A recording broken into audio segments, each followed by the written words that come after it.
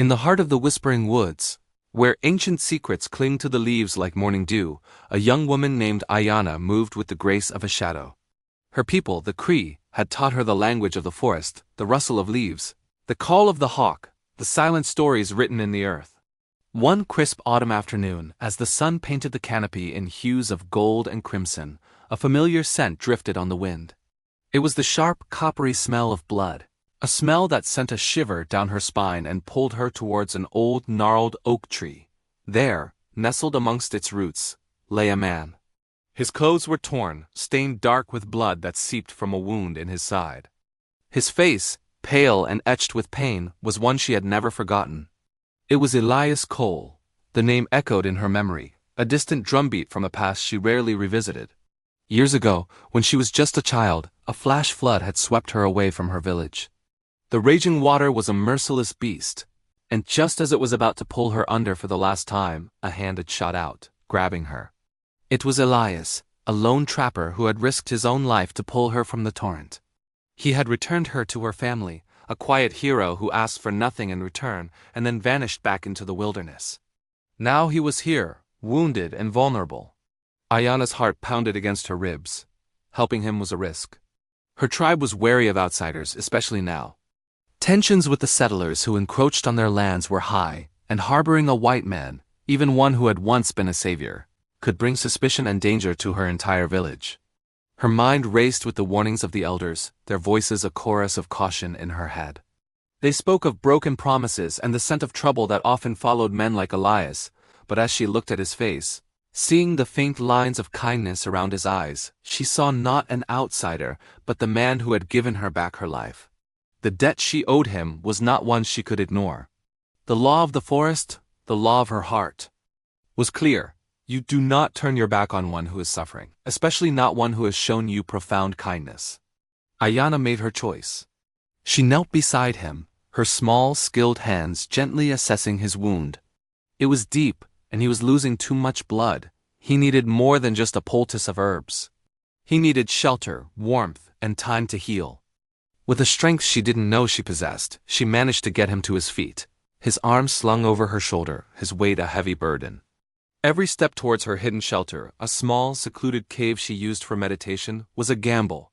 She moved silently, avoiding the main paths, her senses on high alert for any sign of her own people, or, worse, whoever had done this to Elias. She knew that by bringing him into her world, she was weaving her fate with his. The sanctuary of her life was now a haven for a man with a dangerous past, a past that had clearly caught up with him. Inside the cave, she laid him gently on a bed of soft furs. She cleaned his wound with water from her flask and applied a salve of healing herbs her grandmother had taught her to make. As she worked, Elias drifted in and out of consciousness. In a moment of clarity, his eyes fluttered open and focused on her. A flicker of recognition, of surprise, crossed his features. "Ayana?" he rasped, his voice barely a whisper. "You've grown." A weak smile touched his lips before his eyes closed again, surrendering to the fever. Hearing her name from his lips solidified her resolve. This was right. This was the only path she could take. For the next few days, Ayana lived a double life. By day, she was the dutiful daughter in her village, performing her chores, her face a mask of calm. But as dusk fell, she would slip away, carrying food, water, and fresh bandages to the cave. She became his guardian, his healer, the silent protector of the man who had once protected her. She listened to his fevered rambles, piecing together fragments of his story. He spoke of betrayal, of a partner named Silas, and a stolen map that led to a fortune in gold. It seemed Elias was not just a simple trapper. He was a man on the run. The danger she had invited into her life became terrifyingly real one evening. As she made her way to the cave, she heard voices, harsh, angry voices that didn't belong to her people. Peeking through the dense foliage, she saw two rough-looking men. One of them held a rifle, his eyes scanning the woods with a predatory gaze. "He can't have gotten far," he growled. "Silas wants that map, and he wants Cole gone. For good." Ayana's blood ran cold. These were the men who had attacked Elias. They were hunting him, and they were close, far too close. She knew she had to warn him. But how? Returning to the cave now would lead them right to him. Her mind worked quickly, drawing on her intimate knowledge of the forest. She had to create a diversion, to lead them away. Taking a deep breath, she picked up a stone and hurled it deep into the woods, in the opposite direction of the cave. The sound of it crashing through the undergrowth startled the men. "What was that?" one of them hissed. "An animal," the other replied, but his eyes darted nervously towards the sound. Ayanna didn't wait. She created another sound, mimicking the cry of a distressed deer, further away this time. The hunters, greedy and impatient, took the bait. Believing their prey was just beyond the next ridge, they moved off in the direction of her deception. Ayanna waited until their footsteps faded completely before she dared to breathe again. Her heart was a frantic drum against her chest, but she had bought them some time. She raced to the cave, her feet barely touching the ground. "Elias," she said, shaking him gently. "Elias, you have to wake up. They're here. They're looking for you." His eyes opened, clearer now than they had been in days. The fever had broken. He pushed himself up, wincing in pain. "Who?" he asked, his voice stronger. "The men who did this to you," she explained quickly. "They're hunting you." Fear flickered in his eyes, but it was quickly replaced by a steely determination. He wasn't just a victim. He was a fighter. He looked at Ayanna, at the worry etched on her young face, and a wave of guilt washed over him. "I'm sorry," he said, his voice thick with emotion. "I've brought this danger to you." Ayanna shook her head. "You saved me once," she said simply. "It is my turn to help you." In that moment, the bond between them solidified. It was no longer just about a debt repaid. It was about two souls, from different worlds, united against a common threat. They knew the hunters would be back. The forest was large, but not large enough to hide in forever. They had to move to find a safer place. But Elias was still weak, and the wilderness was unforgiving. As they prepared to leave under the cloak of darkness, Ayanna felt a profound shift within herself. The quiet girl who followed the rules was gone. In her place stood a woman who had faced fear, who had made a difficult choice and was now living with the consequences. She was no longer just a daughter of the Cree. She was a protector, a strategist, a survivor. She looked at Elias, who was now leaning on a sturdy branch as a crutch, his gaze fixed on her with a mixture of awe and gratitude. They were an unlikely pair, the native girl and the wounded outsider. But together, they had a chance. The coming days would be fraught with peril, a desperate flight through treacherous terrain with relentless enemies on their trail. But as they stepped out of the cave and into the moonlit forest, they did so together. Ayanna's quiet life had been shattered, but in its place, an epic journey of survival, courage, and an unbreakable bond had just begun. Thank you for watching. If you enjoyed this story, please like, subscribe, and hit the bell icon for more tales from the wild. The barn did not echo with gunfire. It echoed with breath. Ayanna could hear her own heartbeat pounding louder than the wind outside. 3 men stood in the doorway, shadows stretching long across the dirt floor. Their rifles rested low, careless, the kind of carelessness that came from knowing no one would stop them. Their eyes moved slowly, from the wounded man on the ground to the native woman standing between him and death. "Well now," the tallest one said, his boots crunching forward. "Didn't expect to find company."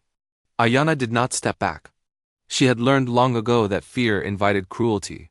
"This man is hurt," she said, her voice steady but low. "Leave him." The men laughed, not loudly but cruelly. "Girl," another replied, "this man don't deserve breath, let alone mercy." Behind her, Elias tried to rise and failed. Blood seeped through the cloth again, dark and heavy. "She ain't part of this," he said weakly. "Let her go." The tall man leaned closer, studying Ayanna like an object already owned. "In Red Hollow," he said, "everyone's part of everything." They did not shoot him. That would have been too kind. Instead, they dragged Elias through the snow, his boots carving broken lines behind him, like a confession written into the earth. Ayanna was tied and forced to walk beside him, her wrists burning with every step. The town rose ahead, Red Hollow, gray, crooked, and waiting.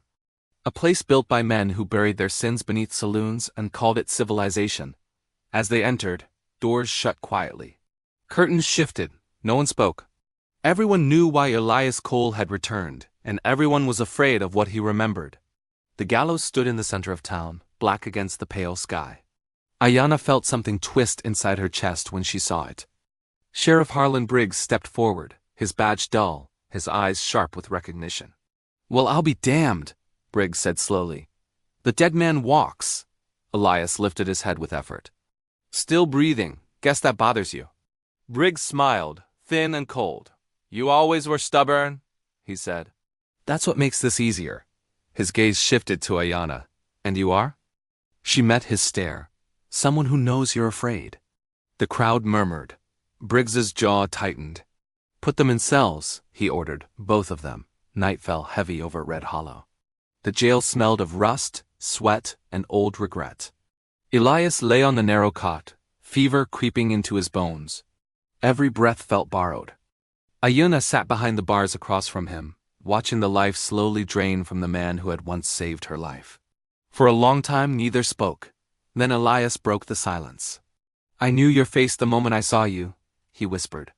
"Didn't think the past would come back wearing mercy?" Her eyes did not leave him. "You left me alive," she said. "That matters." He swallowed hard. "I rode with men who burned your valley," he confessed. "I didn't fire my gun, but I didn't stop them either. That sign don't wash off." Ayanna closed her eyes. She remembered the screams.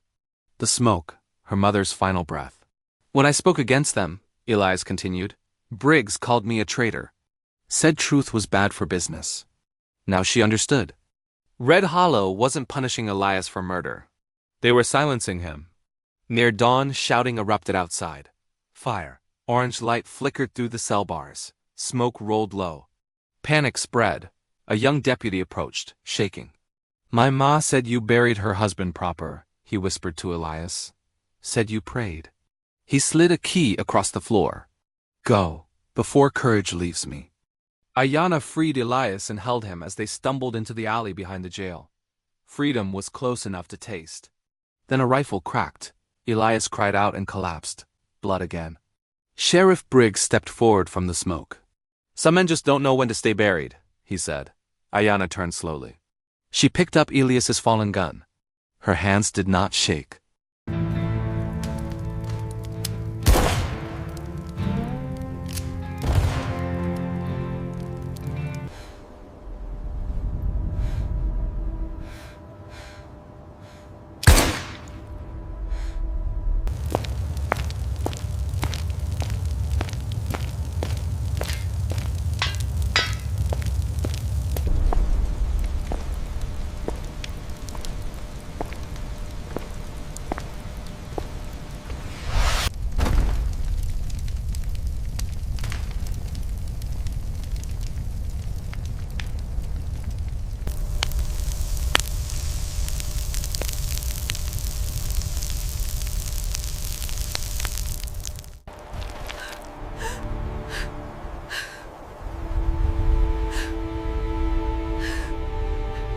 There is no need for concern. We have anticipated this outcome and taken the appropriate steps to mitigate any potential issues.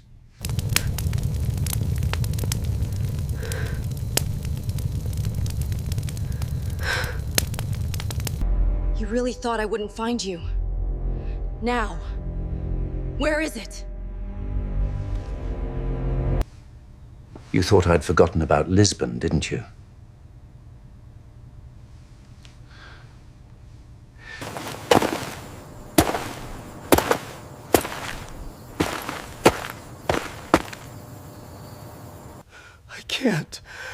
I can't feel my legs. Help me.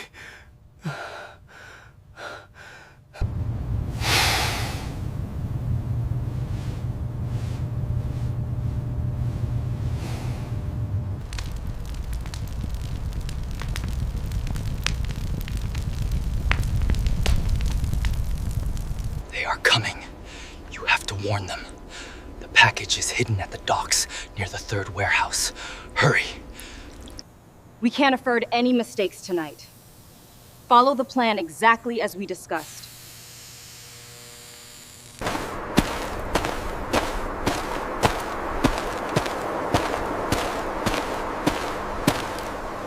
Look at the smoke! What is going on down there? I don't like this. We should leave. Wait, we have to see what happened.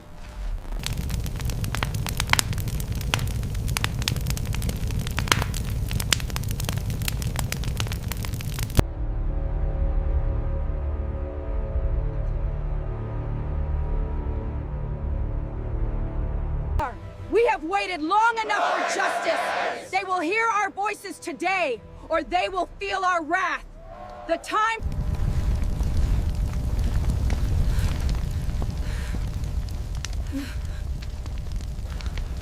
And that is not the worst of it. Elias watched as the sector burned. He is responsible for every single death. We have been silent for too long, but the time for change is now.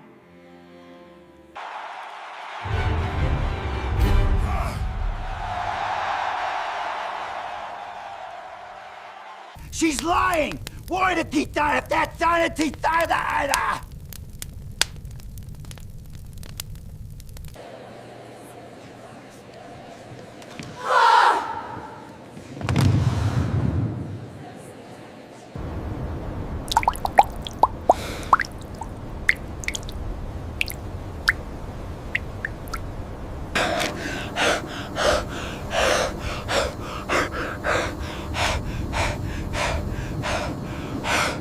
I have the records.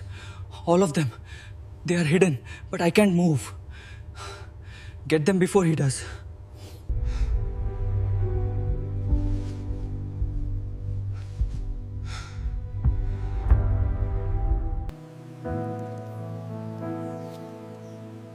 We need to discuss the future of the church. He knows where the drive is hidden. Make him talk, Ayana. We don't have much time before they arrive.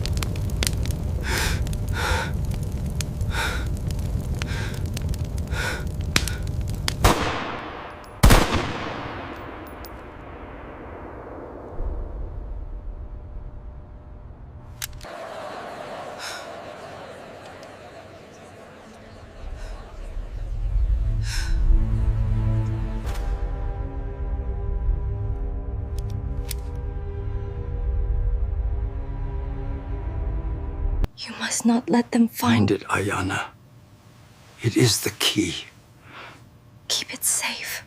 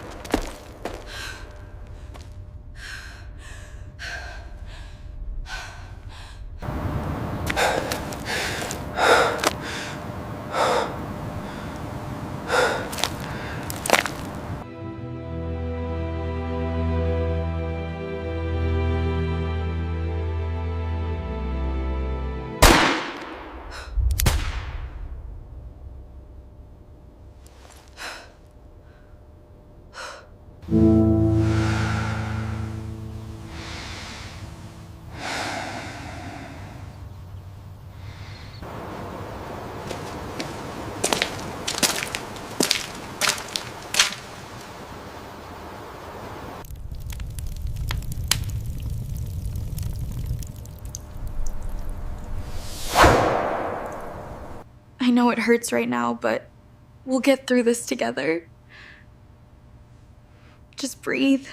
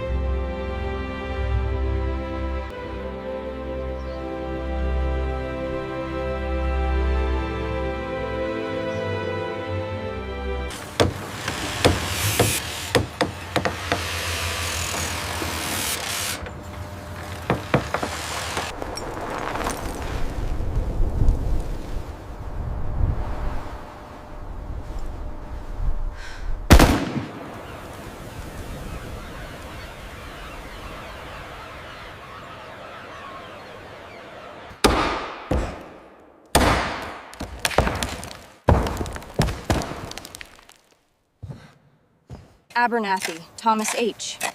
That matches the ledger. Yes, sir. We found him.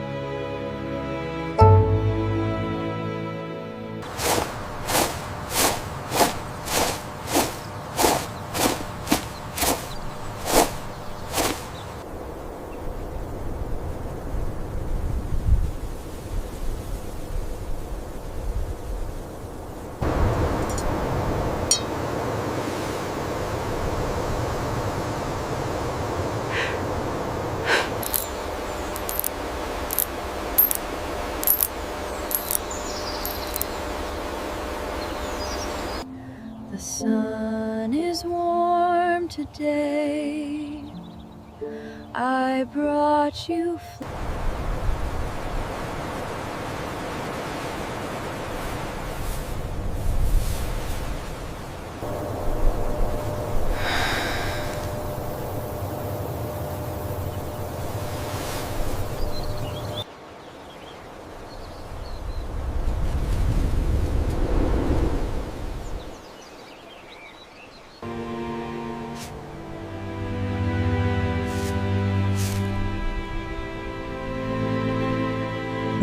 Right here.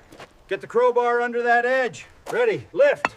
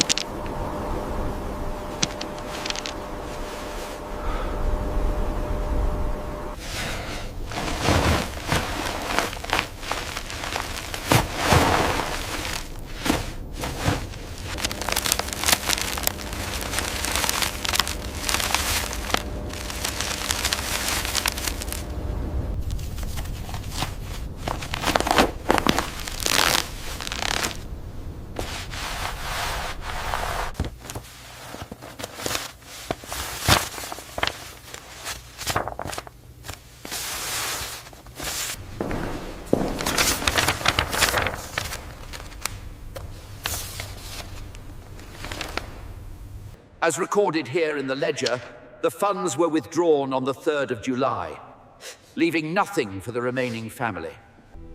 The assets of the estate are hereby bequeathed to William, my son.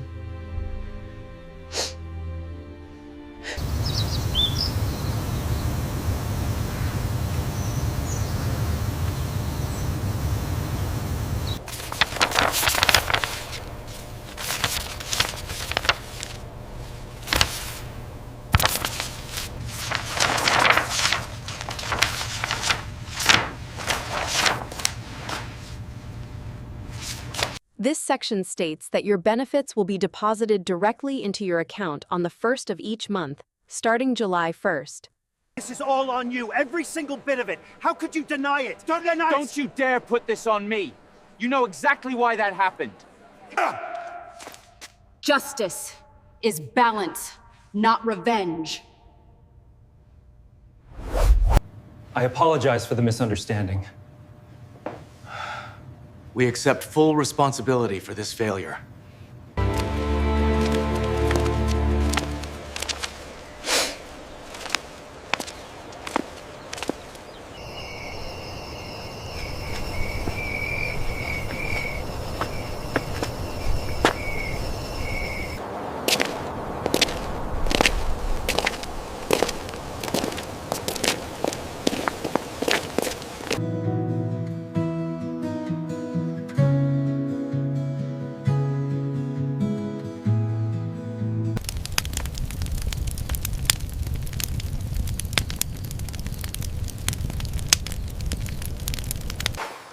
Please take this.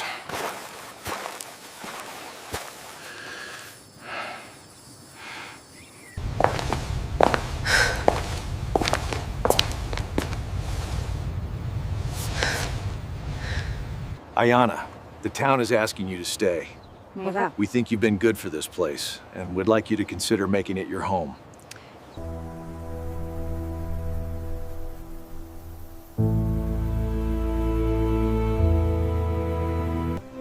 I was never meant to belong to walls.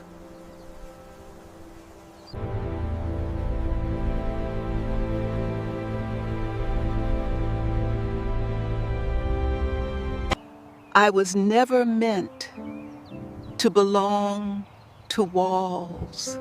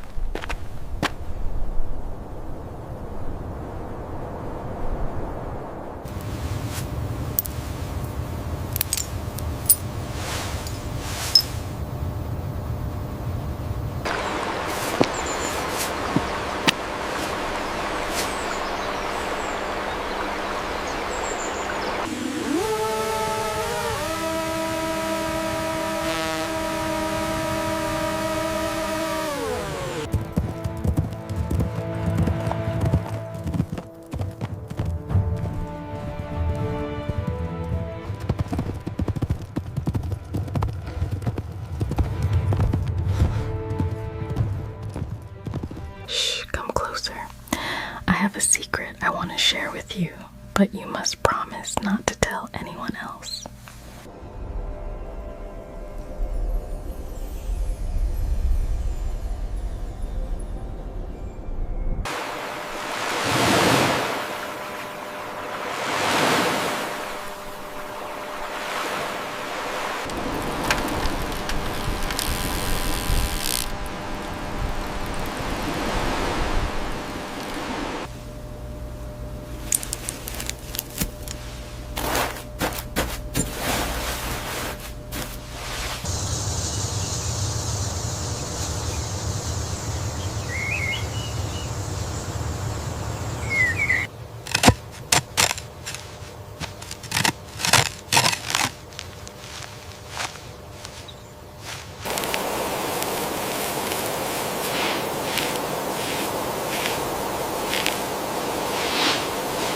Ayanna slowly removed her hat.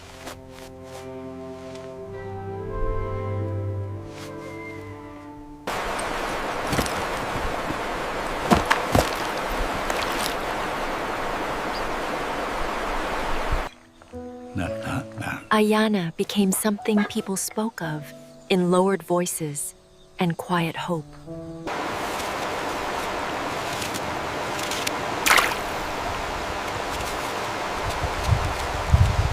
They said a native woman followed blood trails, Not to hunt, but to heal.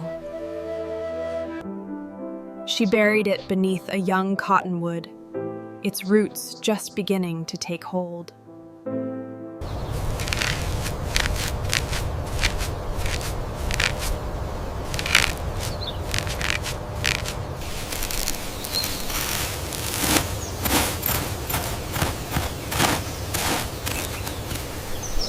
I'm not here to hurt you. You've seen enough pain for one lifetime. The girl lowered the stone.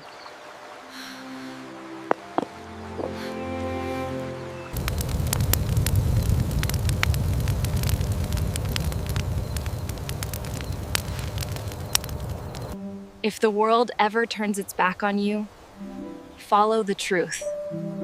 It always leaves a mark. Years later, a young African-American girl followed a thin trail through the snow. She was scared, hungry. The girl raised a stone, I think. Just as Ayanna once had. That night, by firelight, Ayanna gave the child water and wrapped her in a warm blanket.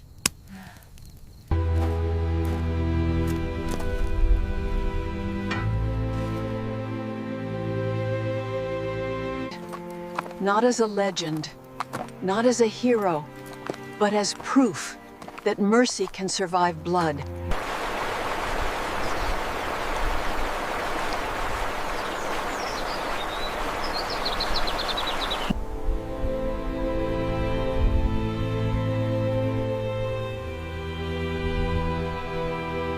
They said where she stopped, injustice loosened its grip. The river carried her words away. Fresh flowers lay there, always. No one claimed them. Everyone understood.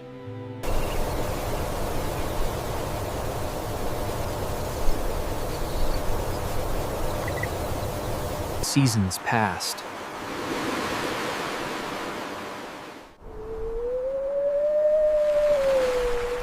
The blood trail ended long ago, but the path of truth was still being walked. The gallows were gone. The church stood honest. Graves had names. Back in Red Hollow, time softened sharp edges.